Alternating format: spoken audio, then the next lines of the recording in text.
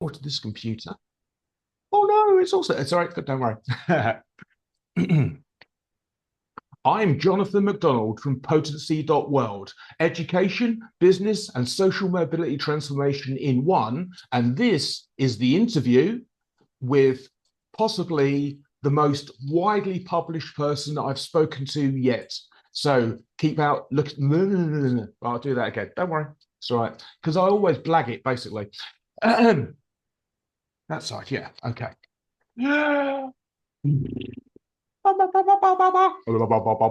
Right, okay. Hi, I'm Jonathan from Potency.World, business, education, and social mobility transfer in one. And today I bring you a 21st century philosopher and the father of soft leadership. This is the interview. Now we'll cut this bit out. I'll Yeah, go. thank you for having me, That's right. Jonathan. We're not. We're not yet. Now we're right. Okay. He's published over 54 books, and we're going to be talking about some of them today. I give you the amazing Professor Rao, Ph.D. Professor, how are you? Yeah, good. I'm doing good, and thank you for giving me this wonderful opportunity. In fact, we wanted to have a conversation. I think around 10 days ago, I had some technical problem with the laptop, Yep. so that led to some challenges. But you persisted, and somehow you fixed it. But by the time it was too late, the problem was from my end, but Not you a worked problem. very hard for more than 1 hour. And I was in Seattle, USA at that time. Yeah. Luckily, my son was available at that time, and Yeah. he resolved the technical problem.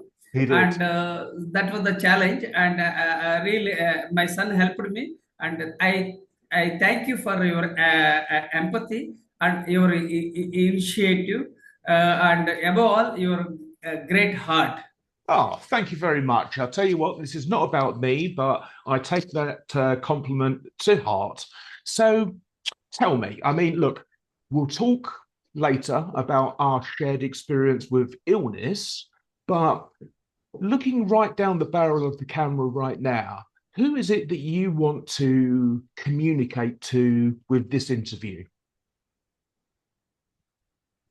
Uh, Could you repeat the question? Because I'm a dyslexic. I grasp the things very slowly. This is the problem. Could you repeat that? Could you paraphrase the question? Yeah, absolutely. And the funny thing is, I'm dyslexic too. And I know, and you and I have both had strokes. So if you grow your beard a bit longer, we could be brothers. Yeah. One more thing. Yeah, we both are shaved heads. Only Exactly. thing, even I think Yeah, you look like a philosopher. Even I am also a exactly. professor. Even I am also a philosopher, but without beard. That is the only Yes. difference. Well, this was the look I'm going for. I'm going for a sort of a wise professor sort of style. So, really, given that you're the PhD and the professor, you're the person I'm modeling myself on. So, the question was, who should look and listen to this interview today? No, I'm Men, looking. women, business leaders, who? No, I'm focusing on all leaders. I'm not targeting any particular audience as such. I'm just I want to share my ideas and insights Mhm. on education, learning, and mindfulness. So it all depends upon how you want to focus on the interview. But I'm very much open because I have. Yeah, let me share with you. I have published 54 Yeah, books 54 and books. 54 books I published, and I have 44 years of diversified experience, including India Air Force, business, teaching, and training. Mhm. And I'm a late bloomer, dyslexic, ADHD, OCD, and Mhm. add to that, I had a brain stroke in the year 2021. For the Yep. last 4 years, my right shoulder and right hand has been numb. Mm. My right hand doesn't work currently. I'm operating with my left hand, and I was born into a toxic family and grew up in a toxic environment. I don't Right. have two-wheeler. I don't have four-wheeler. I don't get any pension. I don't have any regular income. So, despite all the challenges, I rose from the ashes like a phoenix. So, Yes. added to that, I would like to share with you the fact is that we both are very resilient. We never give up. Yes. Yes, absolutely. What do you mean when you say leaders? Because so I am a strong believer that you cannot lead anybody else until you can first lead yourself. What's your perspective on that? No, see, you have to be independent. You have to lead. Only when you can lead, you can encourage others to lead. So it's like self awareness. If you have self awareness, so Hmm. you'll be able to examine yourself, and also you can enlighten others. So charity begins at home. In the sense, everything starts from us. So Yes. we have to lead from the front. That's what I'm telling. So only when we can lead from the front, then we can add value and impact the humankind. So everything boils down to charity. The charity begins at home. That means Mm. it has to start from within us. We have to self examine. We should Hmm. have self awareness. When we do so, then what happens? We'll be able to keep moving in the right direction, and we'll be able to add value and impact humankind. So it's like everything starts from self-awareness and self-leadership. When Hmm. we have that, definitely we can impact the people. Other people. So I want to go back and touch on what you said about born into a toxic and growing up in a toxic environment. What Yeah. what what you obviously don't tell me anything you don't want to, but what do you mean when you say toxic? Yeah, the thing is, I was born in India Hmm. in the year 1963, October 31st, and I was born in a small, tiny village, and I didn't have any right ambience.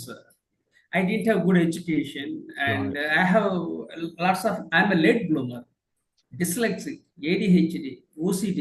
OCD Hmm. means obsessive compulsive disorder. So lots of challenges I had, and I my father was a litigant and naysayer, and my mother was very naysayer, and I Right. was cursed with toxic siblings, and I joined. Luckily, I joined Indian Air Force at the age of 18. So after I joined the Indian Air Force, I grew as a healthy citizen. Otherwise, I Right. would have been in a toxic environment. So Right. I was very happy that Indian Air Force gave me an opportunity when I was 18 years old. When I was 18 years old, I came out of the toxic environment and became a soldier in the Indian Air Force. So Okay. I was happy in that way. And second thing was that my I after I joined the Indian Air Force, and I sent money to support my parents because in India we have to support parents. So Yes. I was getting 400 rupees in the year 1982, February 4th, I joined Indian Air Force in India. Then I was getting a salary of around 400 rupees. So whatever the limited money was there, that I Hmm. sent to support my parents, everyone. Then I gave my money, gold, everything, my little bit of everything I have given. So unfortunately, my own siblings, they have backstabbed and betrayed. That was one challenge. Yeah. Second thing is that I served in the lowest rank of a corporal in the Indian Air Force. People might think that I was a commissioned officer, but I was not a commissioned officer. I served in the lowest rank of a corporal for 12 years. Then Hmm. my father-in-law invited me to join for business. And unfortunately, my father-in-law and brother-in-law both have stabbed and betrayed. That was one more challenge. First of all, Wow. first of all, I was cursed with the toxic siblings. Second thing is father-in-law and brother-in-law, they both backstabbed. Two, then I had business failures in the 2007. That was one more challenge. Hmm. So still, business challenges will happen. It's part of life. I Yes. didn't mind, but the biggest blow in my life was 2021. I collapsed. My right portion of the body was totally paralyzed during the COVID. So it was very challenging. For 1 year, literally, I was confined to bed and some nearby places. Then, because of my resilience and I have been hitting gym for more than 40 years. Very Three things good. I believed in my life. First of all, I go to temples in the nearby places. That's Hmm. one thing. Second thing is I go to gym. I'm a Yes. fitness freak too. For 40 years I'm hitting the gym too. Third thing, wherever I go to libraries. Even in Seattle, USA also, I visited libraries. So these are Hmm. all the three aspects in my life. One is visiting the temples nearby, Hmm. spiritualism, whatever it is Yes. you call. I used to go to pray to God. Now also I prayed God before interview. I prayed God that I want to do something for the world to impact. Mm. I want to make a better world. So I prayed God. Then I came for the interview. This is what I do it. Okay, so because of that spiritualism, and second thing is my health fitness freak means for 40 years I'm going to gym, and third thing I visit libraries because I'm a voracious reader. I visit libraries. So these factors helped me, and they helped me shaped my character. That's how I led my life. So despite all the challenges, I'm not giving up, and we should Yes. never give up. No. So I want to go back because you covered quite a lot very quickly. Um, so the environment as a young child was very negative, Yeah, correct. and when that is your formative experience, how old were you? So you joined the Air Force at 18, but you would have been very much influenced by this negativity at home. Yeah. Was the Air Force an escape for you? Was it something you did to get away? No, I don't know. I would like to put it in this manner. So, right from my childhood, Abraham Lincoln has been my inspiration. That's one Mm. thing. And I had a dream to serve my country. But then I joined Indian Air Force. I Right. applied for Indian Air Force. So it was a dream to serve my country. Service is the hallmark of my personality, and Mm. I applied for defense, Indian Air Force, like Britain Air Force. We said earlier it was known as Royal Air Force. It was, now we have Indian Air Force. Yeah. I'm just connecting the dots. Okay, so after I joined the Indian Air Force, I grew as a healthy citizen, right? So it was a dream to join Indian Air Force. It was a dream to serve my country. So because of that factor, I joined Indian Air Force, and even in the Indian Air Force, my life was very tough. I would get up every day morning. I think 4 o'clock or 5 o'clock. I don't remember. Daily, I used to go for running with the big boots, big Yep. shoes. Yeah. We used Yeah. to run, and it was very challenging. And we were sleeping very limited time because I was 18 years. So it was people, they were running away from Indian Air Force. Some people ran away. One or two people died. Not died. They committed suicide because of the pressure in the Indian Air Force. Yeah. Yeah. Military was very tough and challenging, but I had a dream to serve my country. I had passion to wear uniform. That Yes. led me to bear all the challenges, and I started adapting. And it was a boon in disguise because I came out of the toxic environment. Yes. That was a blessing in disguise. Well, Okay, it's in. so It's in. Sorry. sorry, yeah. Well, I was Uh, just going to say because yeah. it's So, interesting to. yeah. Then I joined Indian Air Force, and it was very difficult because we have to wear big boots and then again, then we wake up morning. Then again, we had to run around 15 kilometers in that. Teenage, I was 18 years old. Then again, we had to come back immediately. Then again, we had to take breakfast. Then again, we go for parade. Then again, it was very tough and challenging for every Yes. soldier. Yes. Whether it's India or America or UK, everywhere the format is same, right? Yes. So yeah, Well, what I find interesting though is the fact that you've come from this negative environment with a dream to serve. And I think that what can happen is people go one of two ways from the environment they're raised in.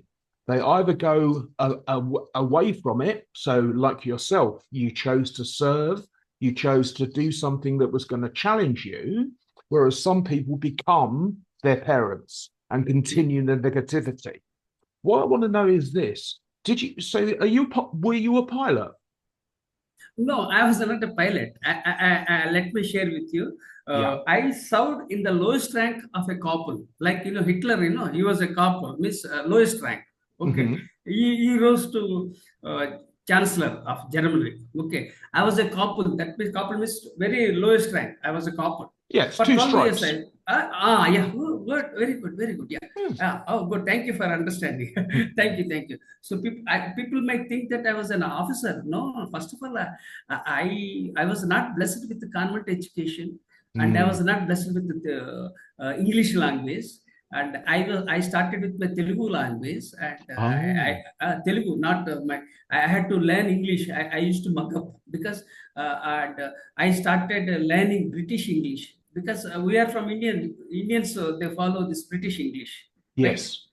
Because we came from this Indian Air Force came from Royal that is British Air Force, so Yeah. we acquired from British, and we Indians follow that British style of discipline, Yes. right? So this is how it has changed. So so then I started adapting with the. Yep. I was learning English because I was not. I didn't know English also when I joined. I was speaking Telugu, and I didn't have English language convent education. I started with Telugu language, and there were no How opportunities. how And did my you father do? Sorry, how did you do that? Learn English? How? learning English. Yeah. Yeah. I was speaking in Telugu only. Hmm.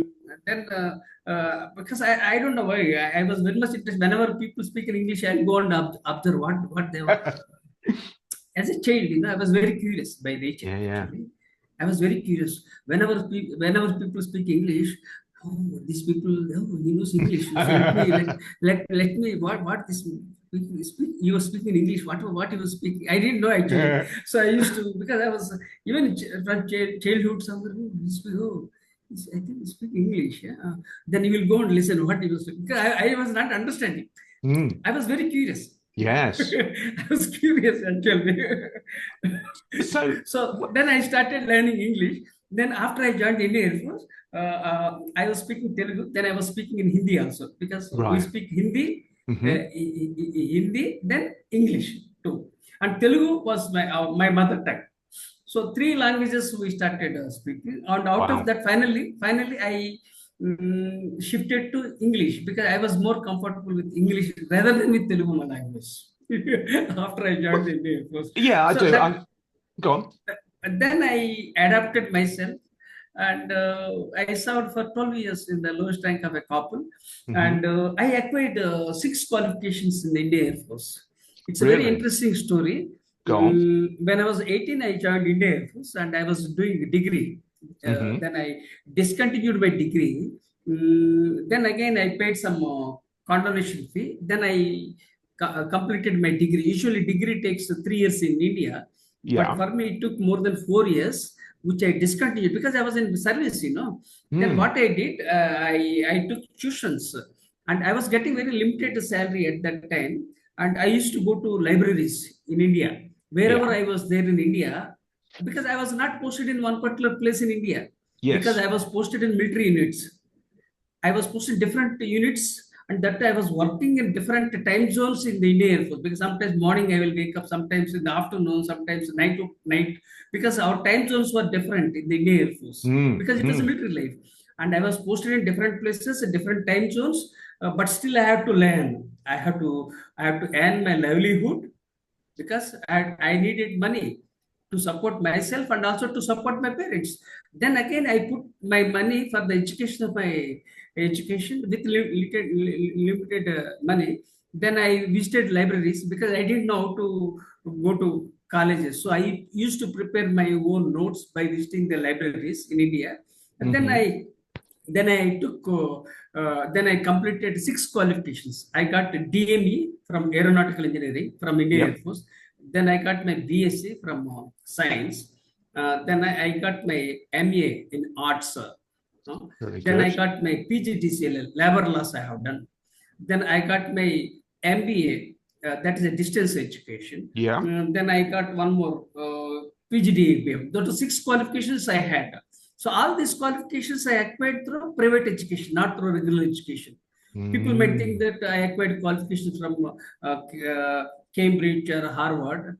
I started of my own. Mostly I learned by my own curiosity and because of So my enthusiasm. That's why I yes.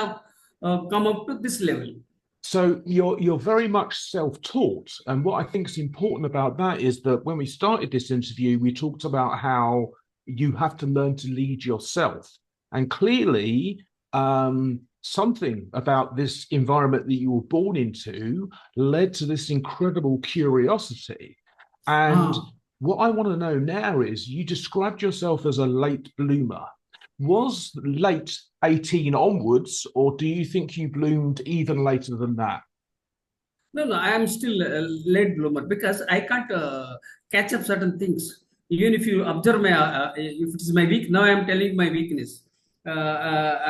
If you say something, then again I'll ask them, could you repeat the question? Because I can't connect the things very quickly. That's the problem. That's why, especially, I speak from Indian accent, and Mhm. luckily you speak from British accent, but still Indian accent and British accent, some synergy is there Yeah. because we lived in the colonial era, so we have Yeah. some connectivity, and because of this British, we learned English. Mm. There are the advantage with British is that we learned English is the common language across the India. Not only India, even if you look at Bangladesh or Yeah. Yeah. Pakistan, the common language is English. Yes. Unfortunately, England did a lot of empire building. Yeah, yeah, yeah. Now, here's what I find interesting then. So, is your PhD an honorary PhD, or is it a PhD that you earned like your other qualifications? Yeah, no, yeah, I'll come back to that one. I acquired six qualifications Yeah. in the private education. Then in the year 2007, I applied for PhD Mhm. in the year 2007. Wow. And 2007, I had a business setbacks, and nobody came forward to help me at that time. As I told you, my fatherland, brotherland, they backstabbed and betrayed. So that was one more challenge. So Hmm. at that time, what happened? Education helped me overcome my adversity because I Ah, needed to have MBA to join for to become a faculty member, right. right? Because I needed money because I was getting around 8,000 or 9,000 rupees per a month, and I supported my wife and two sons with limited money. Yeah. Then I became a faculty member in the year 2007. And to become a faculty member in the year 2007, I needed MBA. And luckily, I had MBA, Yes. Master of Business Administration, which was Yep. required. I had six qualifications. Out of six, one qualification I have utilized. That is this MBA. Then education helped me overcome my adversity, and I got my money regularly. Then I started my journey as an educator. I was an Right. entrepreneur. I couldn't do well. Then I became an educator. Then in the month of December, I applied for PhD, Hmm. right? And it was a turning point in my life. In the month of December 2007, I applied for PhD. To apply for PhD, I needed to have MBA, which I had. I Yeah. needed to have 10,000, which somehow I managed because 10,000 rupees fee at that time was very difficult for me at Yes. that time because I was Yes. getting 8,000 rupees salary. So I managed it because I was passionate about education, right? Mm. Then then I already published some articles in the 1991 to 1993. I published published. I was contributing articles to various newspapers. Then I published in some magazines. Then I showed the what they call printouts of the clippings of my articles published. Then I showed my MBA qualification. Then I paid a fee of 10,000 rupees. Then I joined for my PhD in the month of December 2007. Then what happened? 2008 January, things have changed. Rules were changed, and I was lucky that I escaped that problem. If I delayed by a few days, then my salary would have been my I would have I would have I would have joined for my PhD because rules were changed. One. Right. Second thing, the amount was more, which I did effort. So luckily, I in the month of December 2007, I joined for my PhD, and it was a nice step in my life. If I delayed by a few days, then I wouldn't have joined for my PhD, and I would have pursued my PhD. Then I applied for PhD. Then I got my PhD in the year 2011. So, my question to you is this, and I'll be including anyone watching this video, I'll be including Professor Rao's blog spots and his published articles and also his Amazon book link. He's going to talk about his books in a moment.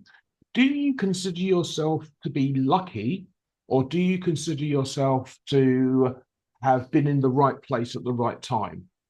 Is it personal luck that you got those few days difference, or is it your No, it's not a determination? luck. It's No? not luck.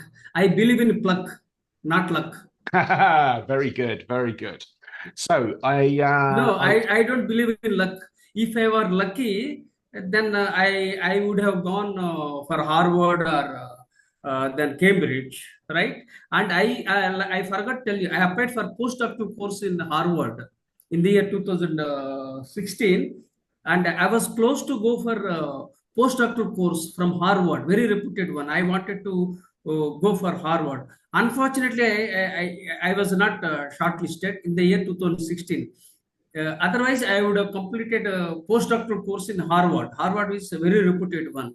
So lots of setbacks. If I were yes. so lucky, I would have been born in a healthy family, and I would have been having a good life. Then I would have led in a very rosy life. So, Well, I disagree with you on that because it sounds very much to me like the struggle that you faced from birth in the army, the Air Force, to struggles with entrepreneurship, to seeking out your own learning. That is the difference between someone who radiates as you do and someone who feels entitled. So I actually think that the struggle is what made you stronger. Now I want to move on because we've only got a little time left. At the moment, you're a contributor to the Entrepreneur Leadership Network, yeah. and we're obviously speaking to entrepreneurs with this video. Tell me a bit about, we looked at two books before we started recording. Tell me about those. Which one you mean to say books or Yeah, entrepreneur magazine? the two books that you showed me before we Oh, started yeah. I'm recording. sorry. I'm That's sorry. okay. I have there are 54 books I have published. Yeah. Now I can't show all the books. Now what No. I'm yeah yeah. This is the book. This is I'm passionate about education and learning, and I have set up my vision. I decided to build 1 million students as global leaders by 2030. This is Fantastic. the book. And this book I had dedicated to former President of India, Dr. APJ Abdul Kalam, because I Mhm. admire him a lot. And Dr. Kiran Bedi, the first woman IPS officer, has written a foreword for this book. This is about education and learning. I'm Right. passionate about education and learning. Right, and I don't have any guide, I don't have any mentor, I don't have any coach. So what I thought, let me mentor, let me counsel, let me guide the people, because whatever the gap I'm having, others should not have that gap, because I was not blessed with all the things. So at least let me shape the next generation of leaders. That's what I decided. So I started grooming people. Then I built 50,000 students as global leaders, which is Wow. it's a non-profit one. And despite having money problem, all the problems, but still I was so much. It is a non-profit, and Hmm. I keep sharing. But unfortunately, I had a brain stroke in the COVID was a dampener, and I Yeah. had a brain stroke, and I slowed down. So the rest, you know it.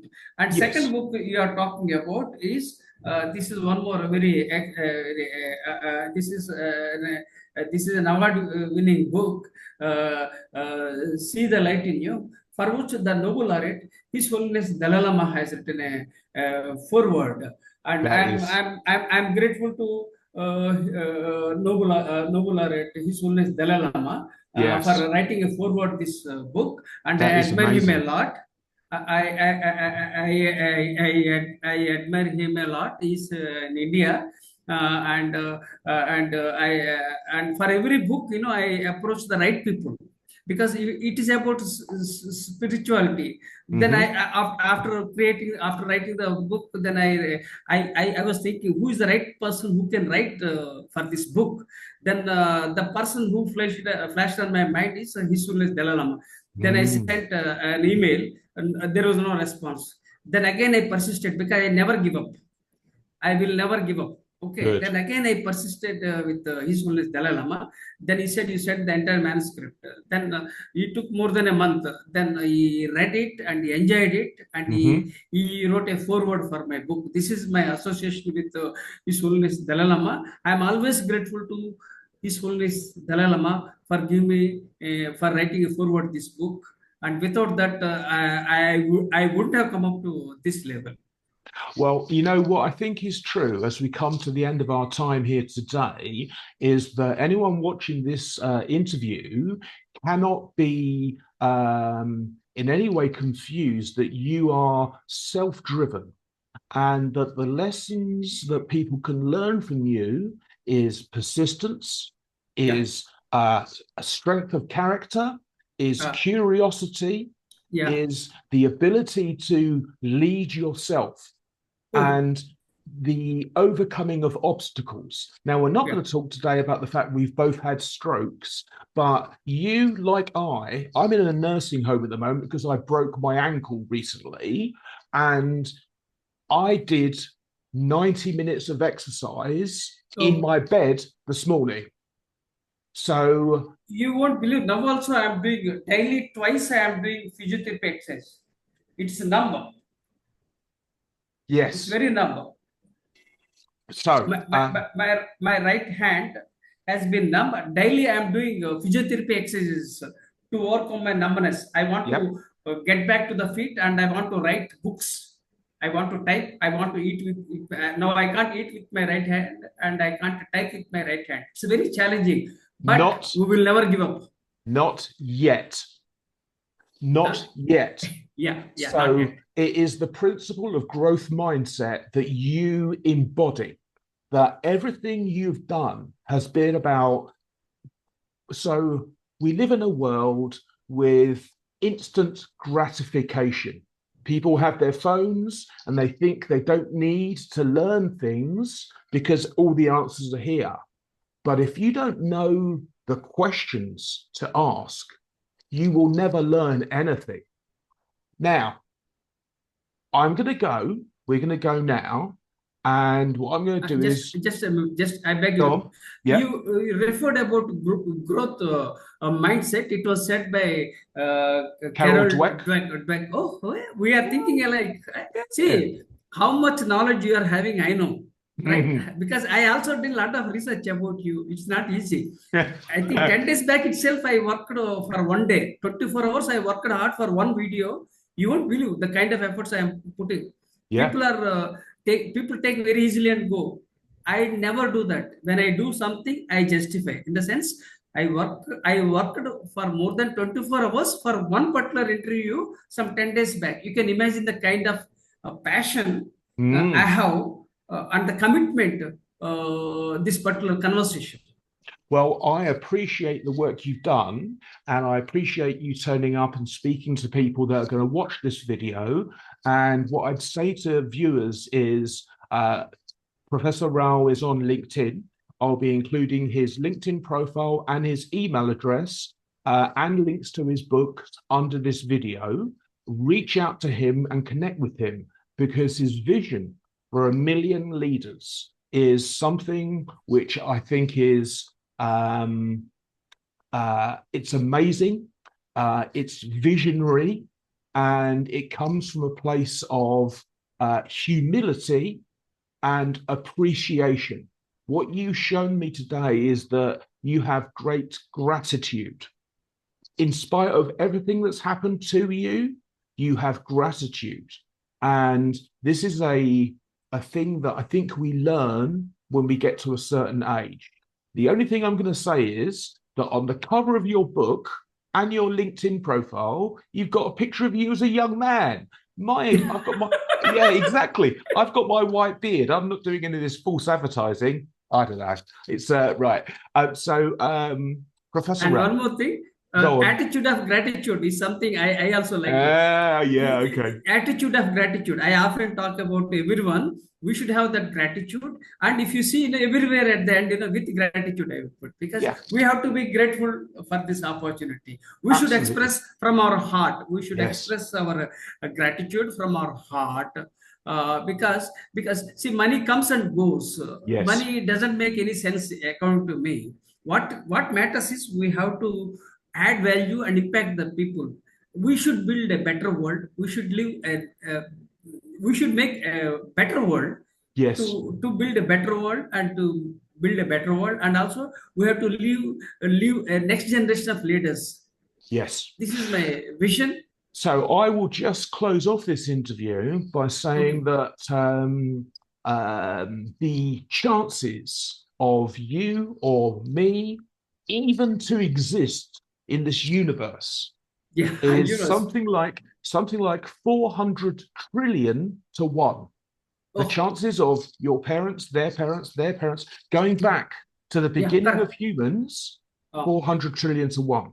Now, yes. if you say goodbye to the people watching, I am then going to ask you when we stop recording about a song choice that you would like. And if I'm able to use the song in this video, I will add it to the end, but I'll ask you about that afterwards. So say goodbye to the viewers. Say goodbye. Hey. Yeah. Okay. Oh. Um, Fantastic interview. Go back. There's so many nuggets of information here that I